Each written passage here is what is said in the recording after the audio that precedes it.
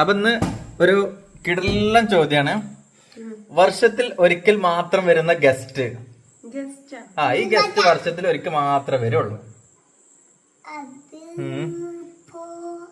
അതിപ്പോ ആദിക്കറിയും വർഷത്തിലും ഒരിക്കൽ മാത്രം വരുന്ന ഗസ്റ്റ് പൂമ്പാറ്റന്നല്ലേ. പൂമ്പാറ്റൊക്കെ എന്നും ഇതിൽ കൂടെ ഒക്കെ പറഞ്ഞ ആൾക്കാരല്ലേ. മൊത്തസു തിങ്ക് യുവർ മറ്റേ അതിനെന്താ പറയാ, തിങ്ക് യുവർ ബ്രെയിൻ. ബ്രെയിനാണ് ഓളൊരു കാര്യം പറഞ്ഞല്ലേ.